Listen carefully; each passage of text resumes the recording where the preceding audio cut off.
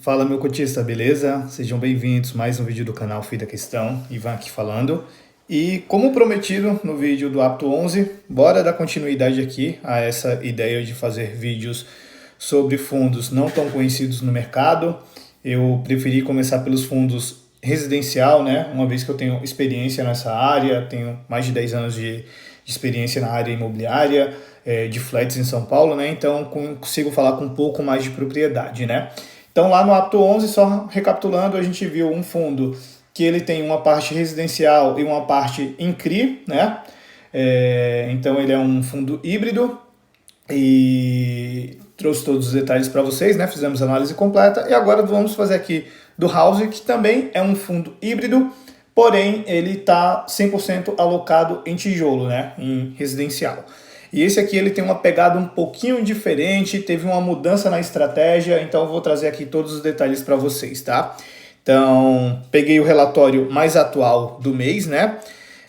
Então vamos dar uma olhadinha aqui no geral o que é esse fundo e qual que é o objetivo dele.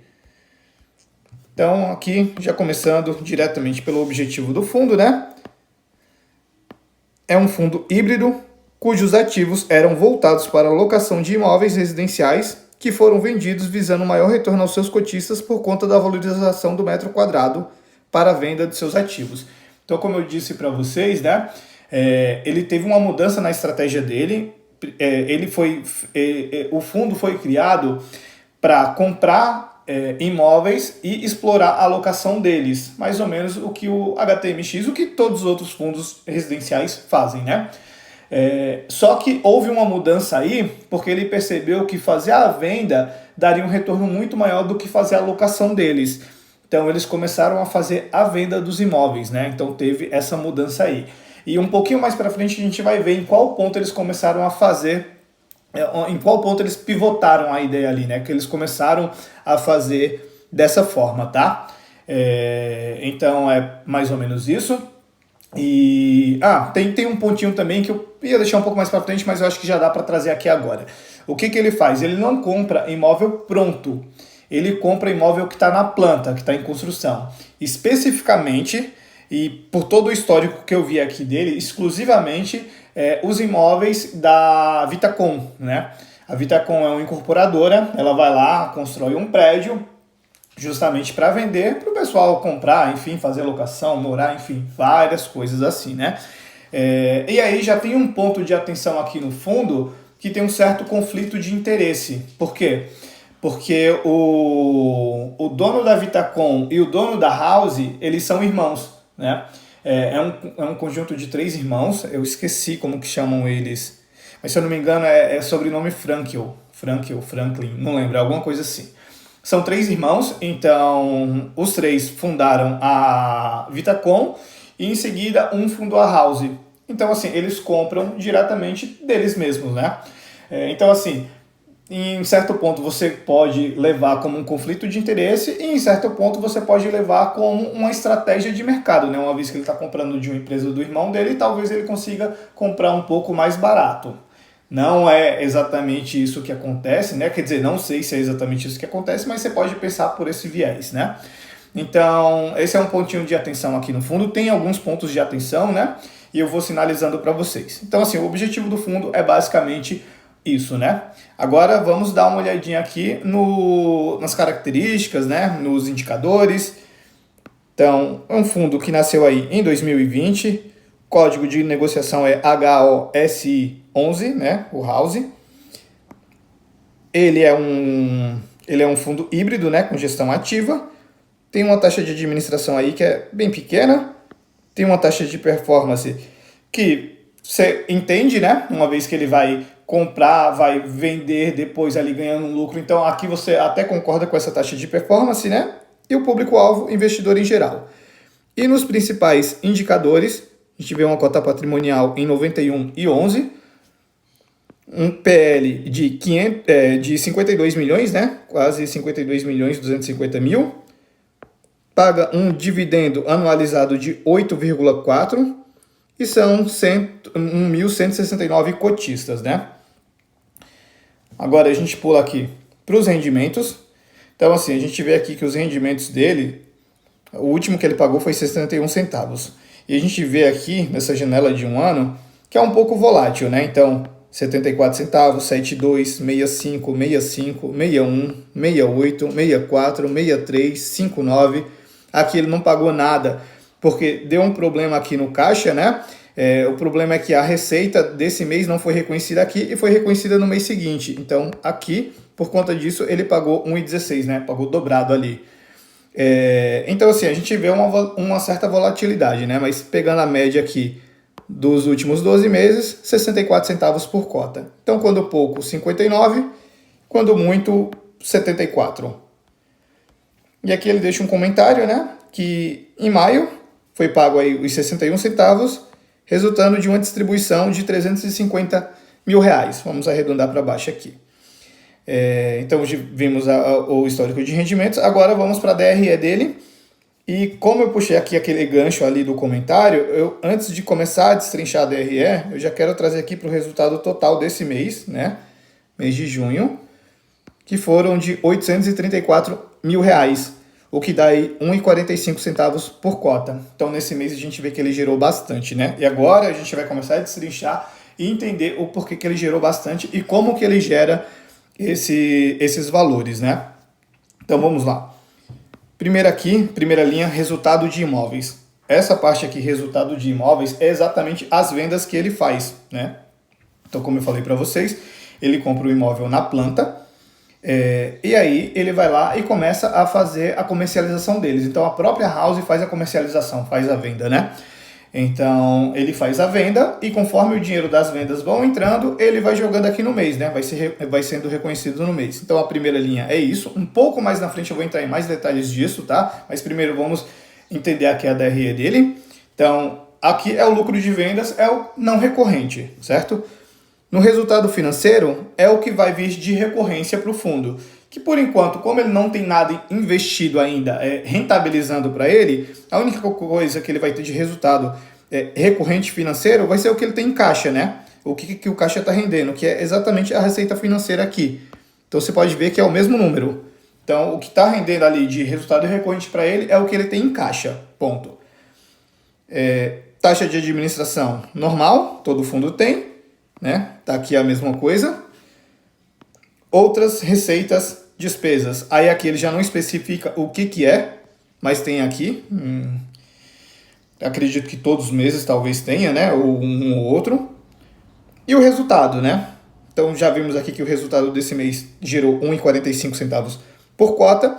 E aqui ele deixa o total do resultado de 2021, 22, 23, 24, primeiro trimestre de 2025 e segundo trimestre de 2025, né? Então a gente vê aqui, ó, 3.600.000, 3.400.000, 4.700.000, 3.700.000 e agora em 2025 a gente já soma aqui 1.900 nesses 2 trimestres aí, né? Agora vamos aqui para a parte das dívidas dele, né? O que ele tem de dívida? Não temos tantos detalhes assim, né? Mas foi feito um CRI agora. Com esse CRI aqui, o que eles fizeram? Uma nova aquisição de novas unidades. Inclusive ele traz aqui nos comentários, né? Então, no mês de julho de 2025 foi realizada a aquisição de unidades do empreendimento Vitacom Domingos de Moraes, conforme fato relevante divulgado. Eu dei uma olhadinha no fato relevante, ele só informa da compra dele, que foi 27 milhões, e não traz mais detalhes, né? Aí até ele deixa aqui que maiores detalhes sobre o investimento no Vitacom serão divulgados no relatório gerencial do mês seguinte. Esse relatório ainda não chegou, quando chegar eu posso gravar um vídeo aqui para mostrar para vocês maiores detalhes, né? Mas voltando aqui, então teve essa aquisição, né? Aí ainda sobrou mais um valor que ele utilizou para amortização de alguns passivos do fundo e o saldo remanescente foi para a caixa, né? E aqui ainda nos comentários ele deixa mais algumas informações aqui, né? Esse investimento foi efetivado com valores captados pela sociedade investida por meio de operação de CRI, né? O saldo excedente captado a partir da operação de CRI, que não seria destinado à aquisição acima mencionada, foi utilizado no mês para amortização de passivos do fundo e da sociedade, aqui, essa linha aqui, né? Investidas com o banco original e com a Vitacom, referente ao saldo pendente assumido pelo fundo no contexto da aquisição da SPE Vitacom 55. Lembre-se do seguinte, essa SPE Vitacom 55 é o House Uruçuí, tá? A gente vai ver um pouquinho mais para baixo. Então, isso aqui foi destinado para o pagamento do House Uruçuí. Aqui a gente começa a dar uma olhadinha na rentabilidade dele. Então, primeiro ele traz um comparativo com outros fundos residenciais do mercado, só que ele não deixa claro qual que é, ele só coloca aqui FI1, FI2 e FI3. Então, assim, para mim, de verdade, isso aqui não vale de nada. Você pode pegar o pior dos piores e a gente não sabe qual é o comparativo que você está fazendo, né? Mas já que eles deixaram aqui, trazendo aqui o House, né? Então, ele acaba batendo esses três que ele deixou. Lembrando que isso aqui é o valor da cota mais os rendimentos aplicados, né? Então, você entrou lá no IPO e sempre foi reinvestindo os dividendos que você vai recebendo. Você tinha um retorno aí de 139%. Aí já aqui ele traz a rentabilidade frente ao IFIX, né? Então, a mesma coisa aqui também. Você entrou ali no IPO dele, foi reinvestindo os dividendos. Então, desde o início lá, ele tem um retorno de 39,8%, né? O IFIX tem 21,5% e a cota mercado dele, 2,4%. Então, tá bem longe aí do IFIX, né? Aqui a gente entra na parte dos imóveis e aí começa a entender um pouco mais de como que funciona exatamente, né, o core dele ali, né, o que ele faz.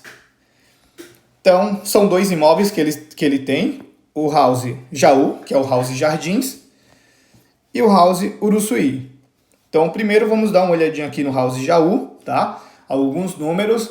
Eu deixei mais 3 documentos aqui para a gente analisar, que é um relatório antigo de como foi feita a aquisição deles, né, ao custo de quanto foi feita a aquisição deles, e 2 fatos relevantes que são o anúncio das vendas tanto do Jaú quanto do Uruçuí.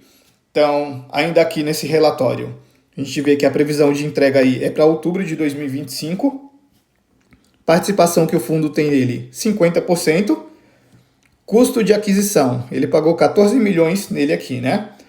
O custo de vendas, ele está vendendo já, né?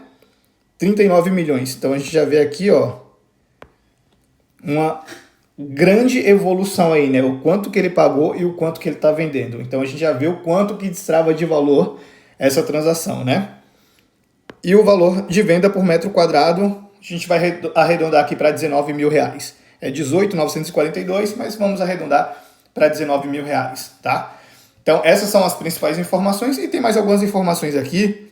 Conclusão das obras, 85%. Então, como é outubro de 2025 a entrega, a gente está falando só de 2 meses para frente. Talvez tenha um certo atraso aí na conclusão delas, né? Total de unidades, 126. Unidades vendidas, já foram vendidas 87. E aqui também fica um ponto de atenção, porque quando ele anunciou a venda das unidades aqui, a gente vai ver lá no fato relevante, se eu não me engano, foram 83. E de lá para cá só venderam 4, né? Para vender 87. E já tem um certo tempo. Então, isso acaba sendo também um dos riscos aqui do fundo, né? Uma vez que a nossa taxa Selic está muito alta, dificilmente você vai ver alguém comprando ali, né? Porque os juros acaba ferrando com a pessoa. Então, tem esse risco aqui, né? Metragem total, que aqui é meio que relevante, né? E o quanto de porcentagem já foi vendido dele. Então, antes de ir para o outro relatório, vamos dar uma olhadinha no Uruçuí também, essas informações, e depois a gente vai lá e bate as informações certinho aqui, tá? Então, aqui no House Uruçuí, vamos lá. Previsão de entrega, janeiro de 26. Participação do fundo, aqui ele já tem 100%, né? Tudo é dele. Custo de aquisição, 39 milhões e meio. Valor já vendido, 47 milhões. Então a gente já vê aqui de novo a evolução aí, o quanto que ele já está ganhando. Nada comparado ao House Jaú, mas o House Uruçuí a gente já vê que já tem um lucro aí, né? Valor de venda por metro quadrado, 19.962. Vamos arredondar aqui para 20 mil, certo? E aqui as outras informações. Conclusão das obras, 95% já, então talvez até entregue antes, né? Uma vez que a previsão é janeiro de 26. Total das unidades, 115. Unidades vendidas, 107, então falta bem pouquinho aí, né? Metragem total e porcentagem vendido, 83%. Visto isso, vamos dar uma olhadinha agora no relatório anterior dele para entender direitinho, né, os números aqui, né? Então, vou até abrir uma colinha aqui no computador para esse mesmo relatório que a gente está vendo, né? Só para bater com o relatório anterior. Então, vamos dar uma olhadinha lá no anterior. Aqui é um relatório de novembro de 2023.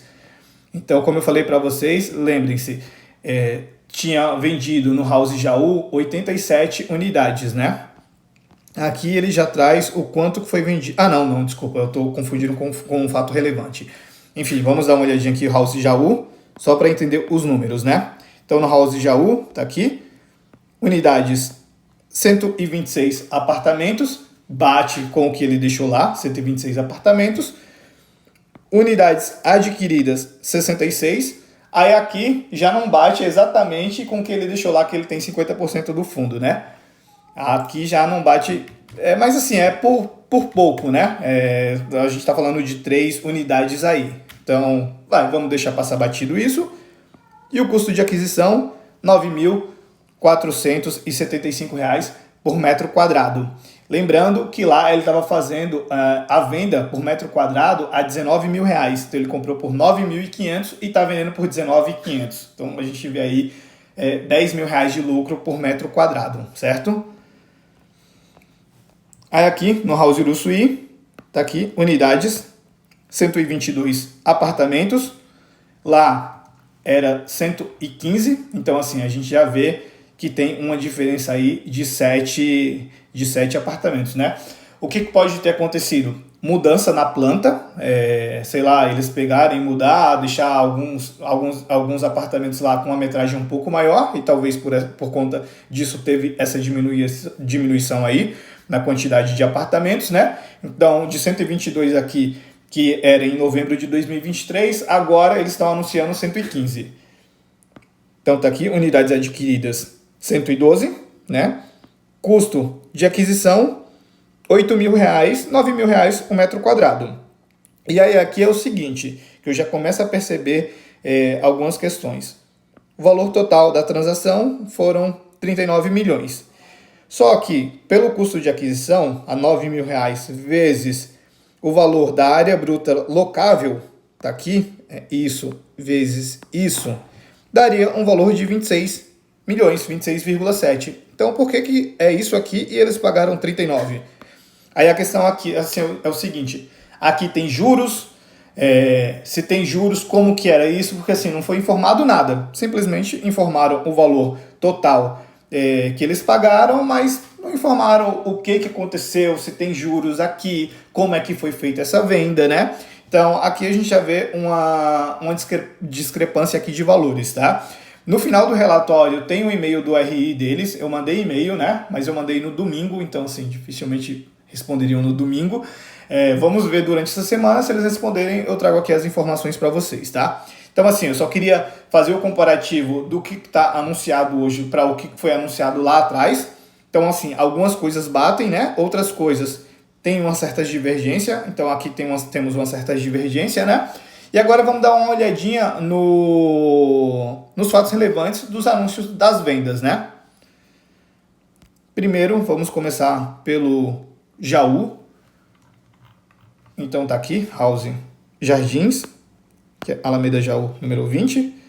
126 unidades residenciais e uma comercial. Bate lá em 126 unidades, né?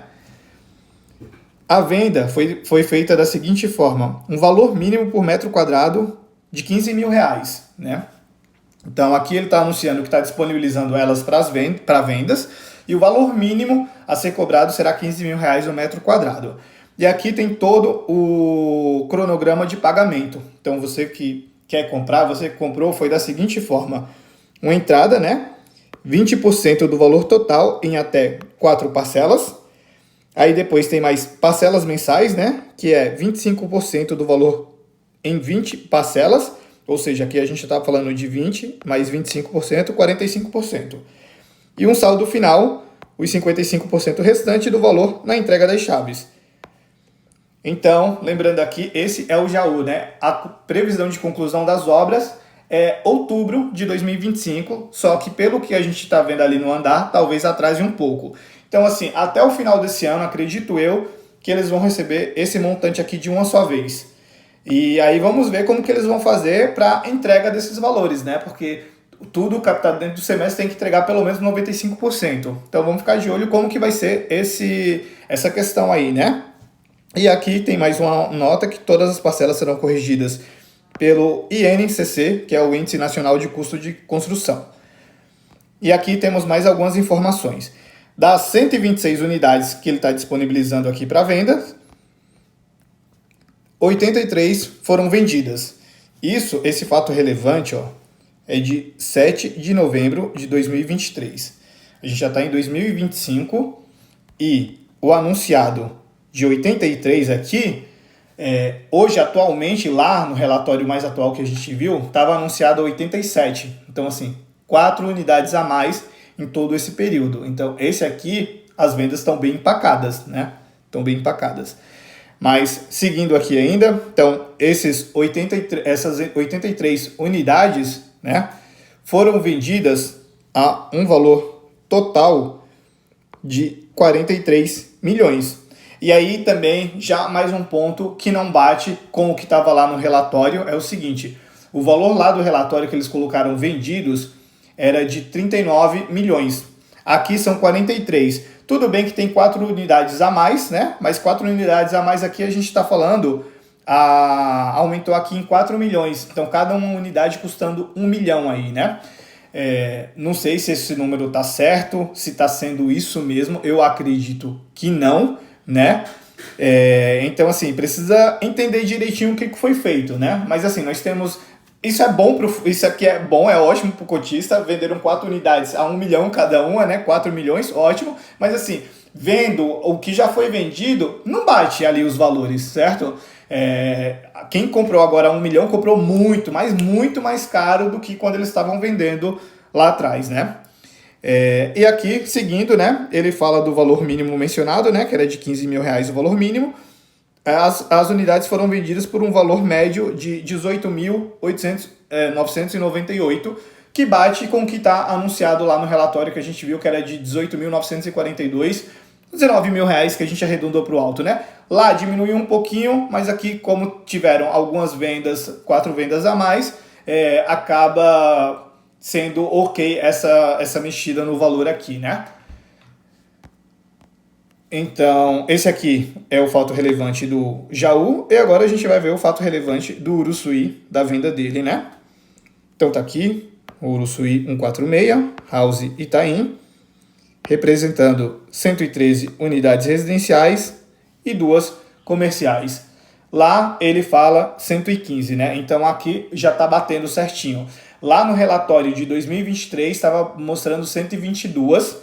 E aí, como eu falei para vocês, pode ter mudança na planta ali, algum apartamento ficou com uma metragem maior, alguns apartamentos, né, e acabou diminuindo a quantidade de unidades. Então, assim, o que está anunciado no fato relevante e o que está anunciado no relatório atual bate, tá certinho, as 115, né? E como eu falei para vocês, tá aqui, ó, Vitacom 55, que é o valor lá do CRI que eles fizeram, que eles utilizaram para pagar, para fazer pagamento. Foi dessa aquisição aqui que foi feita aqui, né? E aqui a gente vê, né, dessas 115 unidades, o fundo já celebrou a venda de 95, né?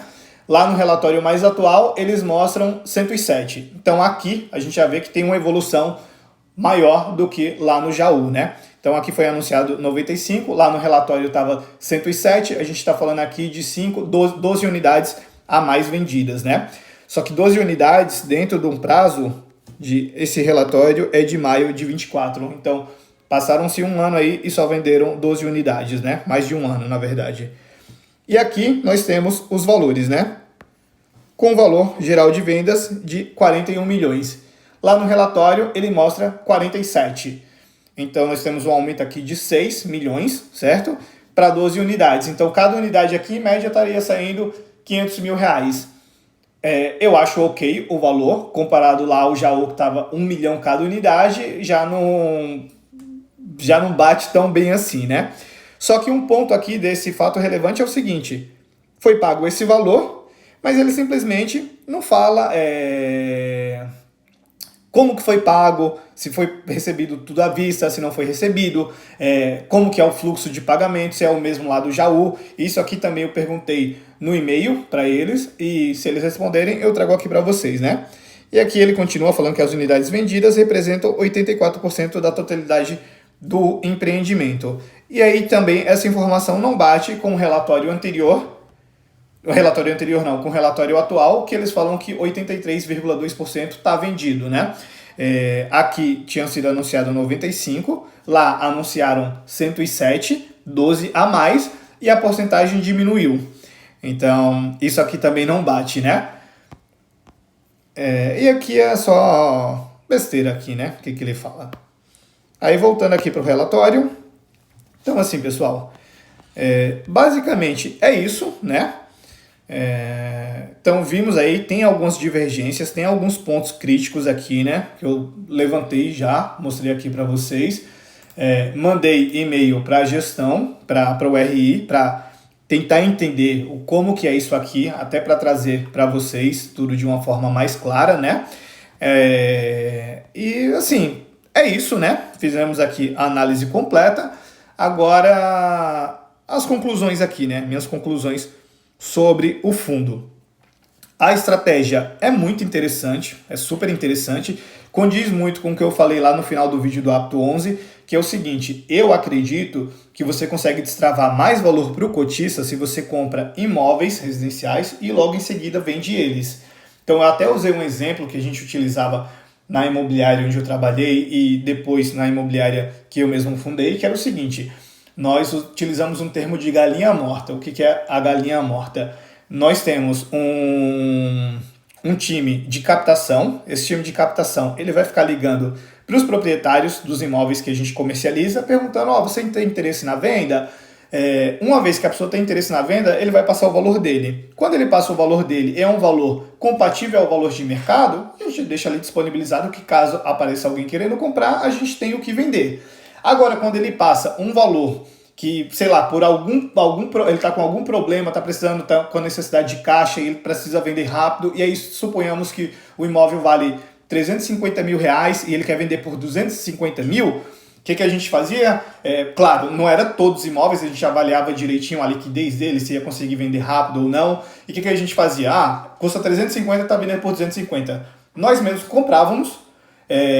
Quando precisava, a gente fazia uma reforma, mexia alguma coisa, então compramos por 250, colocamos mais 50 mil, fizemos uma reforma e aí disponibilizávamos para venda. E aí na venda a gente já não vendia por 300, vendia por 400, então assim, fazia um lucro bem grande, né? E isso a gente está falando em um tempo ali de 3, 4 meses no máximo, e isso por conta da obra em si, né? Que acaba demorando um pouquinho mais. Então, assim, nessa transação em 2 meses, 3 meses, você conseguia destravar um valor absurdo. Então, essa estratégia eu acredito que cabe muito dentro dos fundos imobiliários e com certeza destrava muito valor. A questão é o pagamento dos dividendos, né? Porque assim, você fazendo isso, você não vai ter uma receita recorrente ali, né?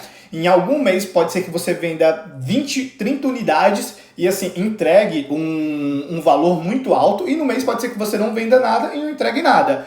E aí cabe à gestão fazer ali uma forma que tente linearizar ali durante 6 meses, né? E aí chegar no final do semestre, você tem que pagar pelo menos 95% ali, né? Do que você tem em caixa. Então, assim, essa estratégia eu vejo que é uma estratégia muito boa. Esse carinha aqui, ele tá fazendo essa estratégia, só que assim, falta um pouco mais de transparência aqui, né? Falta transparência. Tem a questão do conflito de interesse que eu falei para vocês, né? Que a House ela vai lá e compra da Vitacom, e a Vitacom é uma empresa que assim é uma empresa dos próprios familiares deles ali, né? Então tem esse conflito de interesse.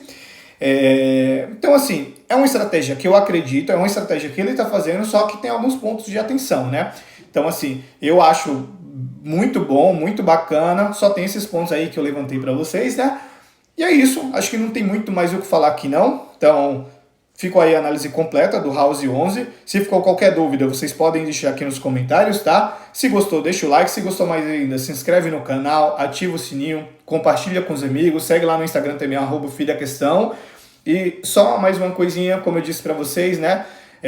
Quando sair o próximo relatório, eu vou trazer aqui para vocês, até para trazer os detalhes da compra lá do Domingos de Moraes. Então a gente viu que ele já está vendendo aqui esses dois, está em bom processo de venda e já está comprando outro para fazer essas vendas também. Então quando tiver detalhes eu trago aqui para vocês, junto com a resposta, caso eles me respondam, né, dessas questões aqui que eu levantei para vocês. Então é isso, pessoal, agradeço, deixa o like aí, viu? Valeu, pessoal, um abraço!